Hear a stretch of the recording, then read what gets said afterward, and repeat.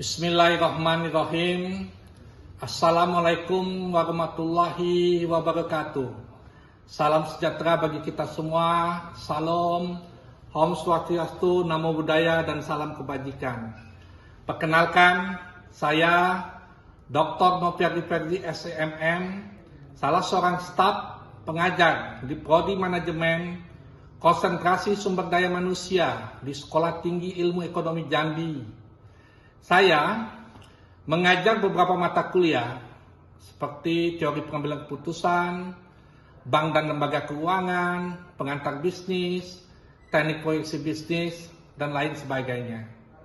Dalam video nanti, saya akan memberi kuliah teknik proyeksi bisnis sebagai salah satu mata kuliah wajib yang diajarkan di semester 6 Prodi Manajemen.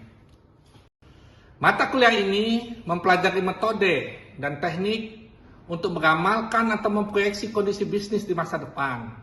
Proyeksi bisnis digunakan untuk membantu perusahaan dalam merencanakan strategi, membuat keputusan investasi, dan mengevaluasi kinerja bisnis. Mata kuliah ini mengajarkan berbagai teknik peramalan, seperti peramalan kuantitatif menggunakan data historis dan model statistik, dan peramalan kualitatif menggunakan pendapat ahli dan survei.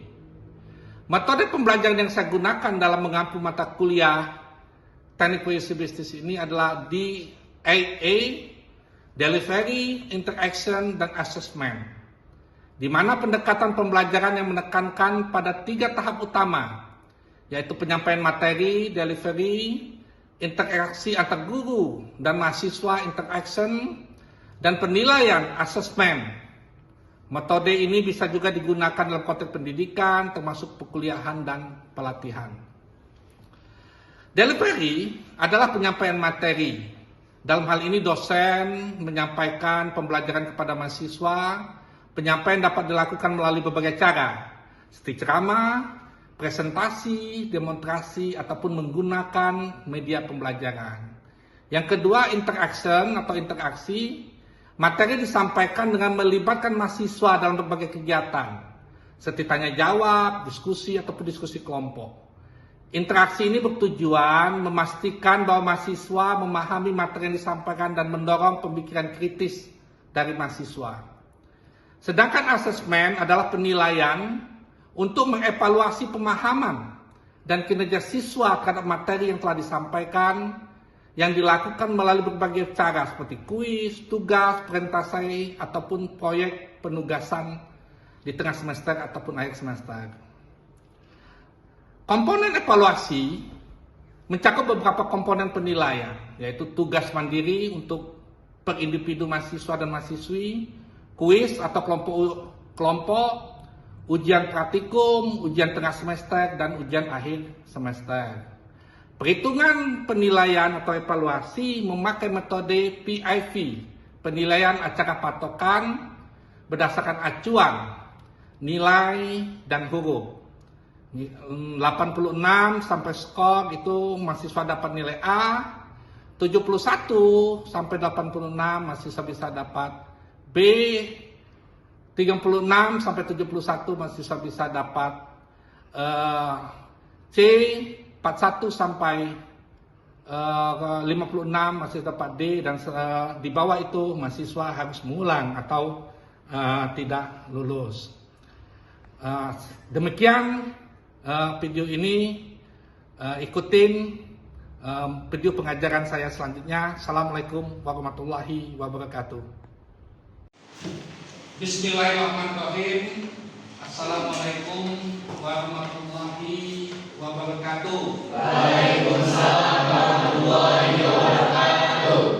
Selamat sore, salam sejahtera untuk kita semua. Dan anak semua sehat ya? Sehat. Baik. Minggu kemarin kita sudah membahas EPPS.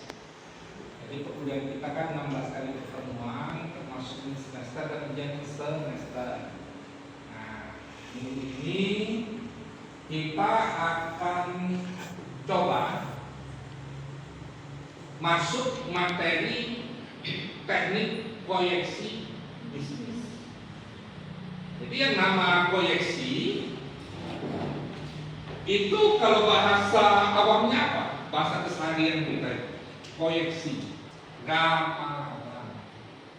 Jadi kalau ada yang mengamal, sebenarnya dia melakukan proyeksi. Jadi kalau bahasa ilmiahnya itu kan proyeksi. Nah, kita hari ini akan belajar teknik proyeksi bisnis.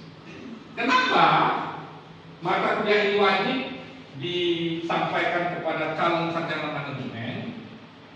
Karena kita harus bisa mengkalkulasi peluang-peluang dari aktivitas suatu bisnis. Mata kuliah ini adalah mata kuliah wajib dalam prodi manajemen yang kalian harus lulus. Kalau tidak lulus berarti kalian harus memulai, ya, teknik proyeksi bisnis.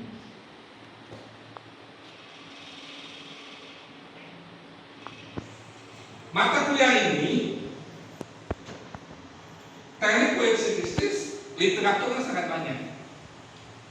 Di Indonesia ini saja kalau Bapak lihat ada sekitar 150-an buku pengarang lokal orang Indonesia yang sudah mengarang tentang teknik proyeksi bisnis. Jadi teknik proyeksi bisnis 50% teori, 50% kuantitatif. Jadi kalau ada angka 4, 5, 6, 7, selanjutnya berapa? Nah, itu kita sudah bisa menghitung pola perhitungan itu nanti. Lalu ada buku Lincoln Aksa, Pangestu. Nah, minimal kita juga punya satu, tapi jangan khawatir kalau yang uangnya ada terbatas. Di pustaka kita Bapak lihat ada 3 pengarang yang bukunya tersedia di pustaka kita. Baik, kita masuk ya. Teknik proyeksi bisnis adalah semacam metode untuk memprediksi, meramalkan kondisi bisnis di masa depan, seperti tingkat penjualan, pendapatan, biaya, pertumbuhan. Jadi kita meramalkan. Selain itu apa saja yang bisa kita ramalkan? Penjualan bisa diramalkan, pendapatan bisa diramalkan, biaya bisa diramalkan, pertumbuhan bisa diramalkan. Selain apa bisa diramalkan? Ada yang tahu? Kebutuhan tenaga kerja bisa diramalkan. Gunanya kita membantu perusahaan merencanakan strategi untuk pengambilan keputusan dan mengidentifikasi peluang baru. Ada suatu toko buka di kampus, pasar-pasarnya mahasiswa yang kuliah di. Kita harus mengidentifikasi selain mahasiswa, siapa di konsumen atau pelanggan baru. Nah, inilah guna teknik proyeksi bisnis untuk mengidentifikasi peluang baru. Ada yang tahu kegunaan teknik proyeksi bisnis yang lain ada nggak? Yang nama Putri mana? Putri. Kamu yang sebayar saya. Ya, Putri. Saya nebak aja kalau Putri berarti Putri. Ada kegunaan teknik proyeksi bisnis apa selain yang Bapak jelaskan tadi?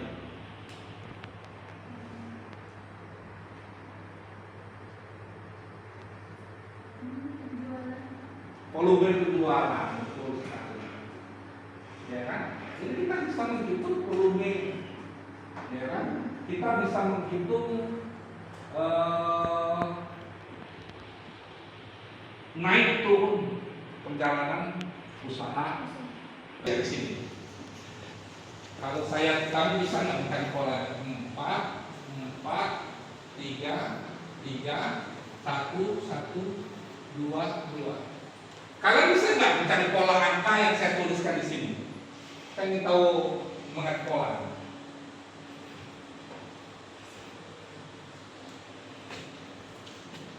Tahu, tapi nggak tersebut Pak. Tahu ya polanya? 4 ke 4 tetap, 4 ke 3 kurang 1, 3 ke 3 tetap, 3 ke 1 turun 2, 1 ke 1 1 ke 2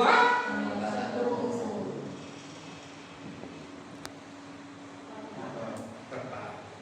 Jadi kalau saya sebut bukti pola dari angka yang saya sebut ini gimana? Bisa disebutkan? Tetap min 1 min 2 tetap plus. Inilah yang disebut pola. Nah itu ya polanya itu tadi. Jadi kan sudah dapat polanya, kita dapat peluang kesalahannya. Pak ini terlalu teori Pak, saya yang nyata-nyata aja. Oke. Kalau saya ceritakan kepada kalian, warung kantin SDE penjualannya 10 juta sehari. Percaya nggak kalian? Kalian? Kenapa? Kecil Pak warungnya. Maka polanya, kalau kita ingin melihat keuntungan warung sebelah, polanya paling Senin sampai Kamis 300 sampai 500 pola penjualannya. Jumat sampai Minggu di bawah 100, ya kan? Lebih kecil dari 100.000. Ini pola. Jadi dalam bisnis untuk meramal kita membaca pola. Pola itu apa? Tanda-tanda. Semester kemarin saya bilang tuh ada yang pacaran, ya kan? Kalau cowok kamu nggak suka dengan kamu, ada nggak polanya? Saya bilang tanda-tandanya. Ada apa? WA sekarang dibalas Pak. Kita udah ngangkat. Nah itu pola saya bilang. Cuma di dalam kehidupan sehari-hari. Cuma dalam matematika seperti ini ya. Jadi menghitung proyeksi bisnis orang dengan membaca tanda. Tanda-tandanya itu yang pertama tadi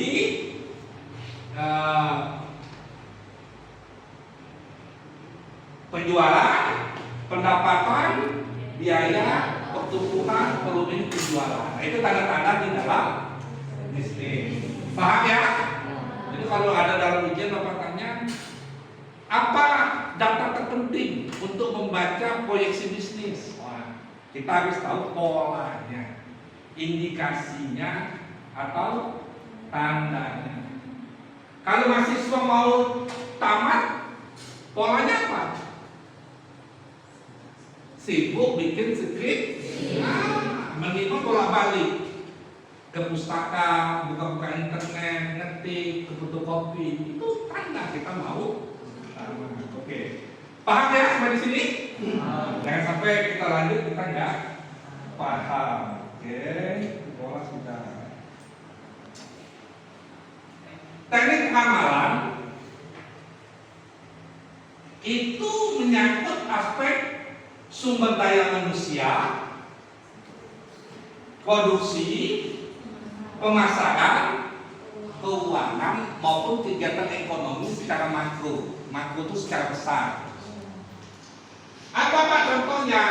Perumahan, jumlah tenaga kerja yang dibutuhkan. Nah, tadi Bapak contoh kan nih, kalau tiba-tiba ada penambahan mahasiswa 100, kampus kita wajib menambah. Dari segi ruangan wajib menambah ruangan.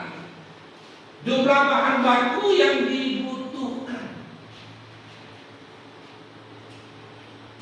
Pak, kami mau sedekah ini.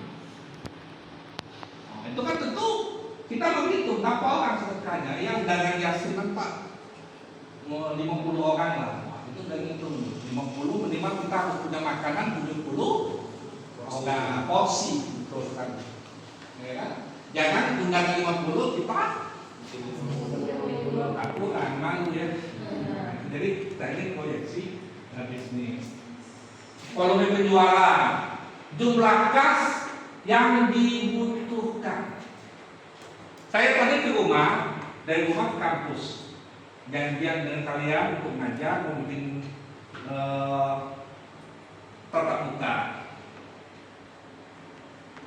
Saya bawa uang nggak dari kampus? Dari rumah. Bawa ya? Saya nitip dengan istri saya, Bu, ambilkan ATM 100.000 untuk saya bawa ke kampus. Ketika saya melakukan itu apa? Tandanya saya mengamal jumlah kas yang dibutuhkan.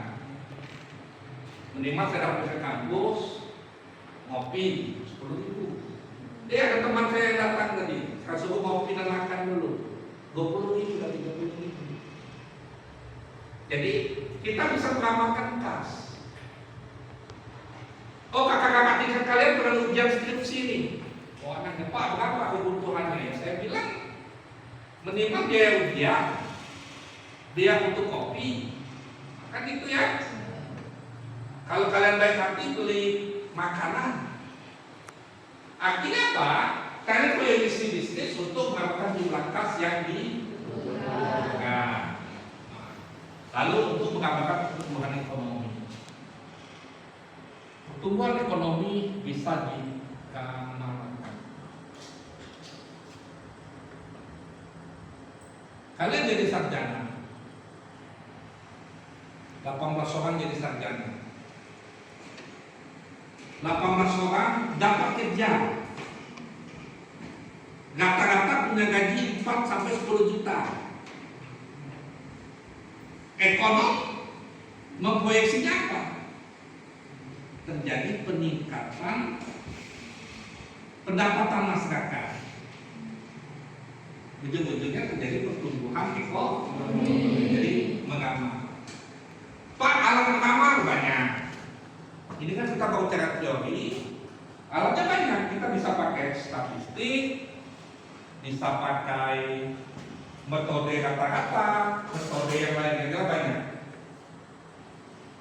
Pengamalan bisa dibedakan berdasarkan jangka waktunya. Pertama, pengamalan jangka panjang. Pak, contoh pengamalan jangka panjang itu apa? Ada yang tahu pengamalan jangka panjang contoh seperti apa? Dan cowok dengan tegangkan seperti baju, saya kalah tegang ini. Ada yang tahu pengamalan jangka panjang itu seperti apa? Apa? Asuransi, alasannya? Karena itu untuk jangka panjang setelah misalnya kita sudah meninggal, memiliki asuransi untuk anak-anak. Itu kan kita merencanakan keuangan jangka panjang. Oh, betul. Jadi ketika orang itu mengambil asuransi, sesungguhnya dia melakukan pengamalan manajemen risiko. Itu betul. Pak, orang main saham itu mengamal. Beli harga hari ini mengharapkan kenaikan harga di masa depan. Itu kan orang saham tuh. Oh, saya lihat tuh, Pak, saham BRI turun sekarang. Saya dengar aja. Beli teman saya satu lembar saham BRI 3.800. Dia bilang, Pak, 3 tahun ke depan minimal 6.000 satu lembar. Jadi saya butuh 2.200. Ketika dia melakukan itu, sesungguhnya dia melakukan pengamalan jangka panjang. Kalian menetapkan kuliah STIE, sesungguhnya kalian beramal 10 tahun yang akan datang, 5 tahun yang akan datang, dunia sudah berubah. S1 wajib. Mungkin 10 tahun ke depan kalian tidak akan pernah diterima kerja kalau tidak S1. Ya, kalau sekarang masih ada SMA P3 kan, saya lihat ada yang SMA beberapa. Itu pengamalan jangka panjang. Lalu ada yang namanya jangka menengah. Apa itu jangka menengah? Ketika kalian kontrak mata kuliah seperti ini, kontrak kuliah, kalian berharap nilai kelulusan, bahkan ilmu, ya kan? Itu adalah pengamalan jangka menengah. Nah, ya itu tadi. Lalu ada Peramalan jangka pendek. Ada yang tahu? Contoh peramalan jangka pendek? Proyeksi jangka pendek? Cuaca. Ini kayaknya mendung-mendung nih. Kayaknya sore gak ada hujan. Cepat-cepat lah Bapak selesai semua. Gitu ya. Itu jangka pendek. Kayaknya panok jangan masuk nih. Itu jangka pendek. Kayaknya saya meramal kalian. Habis kuliah kalian pulang, mahasiswa saya pasti makan. Karena mereka lapar. Itu enggak makan saya.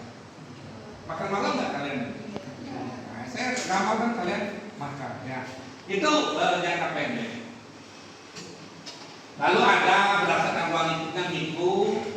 Mikro itu maksudnya internal ya. Mikro itu maksudnya internal. Rumah tangga, usaha. Apa itu rumah tangga, usaha? Penjualan, laba. Kenapa saya sebut mikro itu rumah tangga? Disebar luaskan nggak berapa penjualan mereka?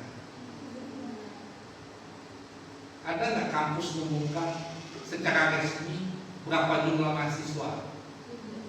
Kan itu rumah tangga mikro kita. Kalau bagi perusahaan kan penjualan laba belum tentu. Lalu ada yang sifatnya makro, itu lebih sifatnya eksternal.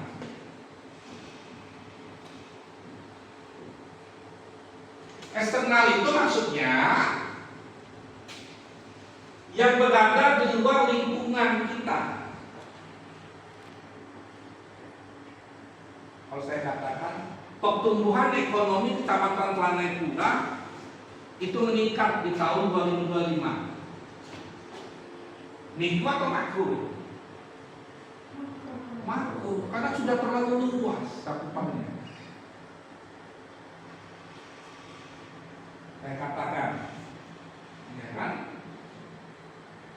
Jadi makro itu sebetulnya pertumbuhan ekonomi, laju inflasi, ya, paham ya? Sudah terpaham juga ini.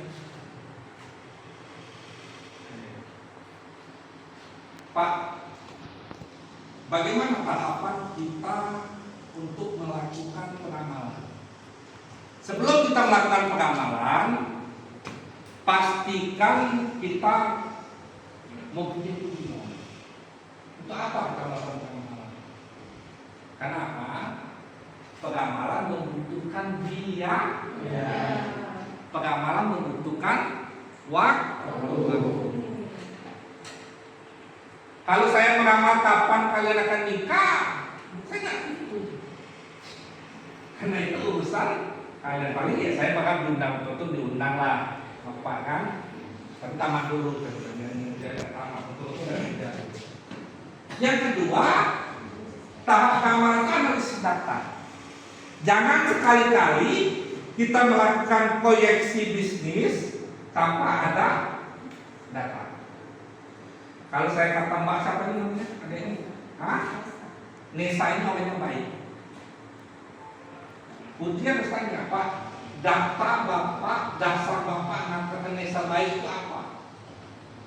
Kalau saya tidak punya data, Putri bilang Bapak berbohong, subjektif.